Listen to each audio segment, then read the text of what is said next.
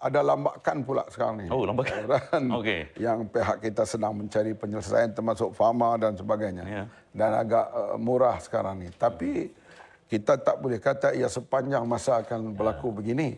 Nak menanam sayur ini dia perlu baja. Betul. Dan baja ini, rangkaian baja itu diantaranya datang daripada luar negara. Import juga. Import.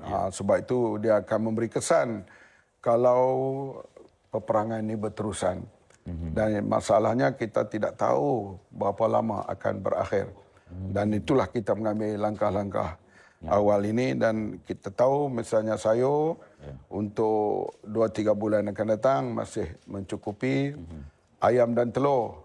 Begitulah juga keadaannya dalam bulan Ramadan yang lepas. Sampai jadi lambakan telur. Lambakan pula ya. Tapi adakah ianya bertahan begitu? Inilah kita kena ambil langkah-langkah. Ya, Berjimat cermat. Sebab itulah saya mintalah kita ni di antara negara yang membazir terlalu tinggi dibandingkan dengan Jepun, Thailand. Innal mubadzirin kana ikhwanu syayatin. Sungguhnya membazir itu adalah perbuatan syaitan.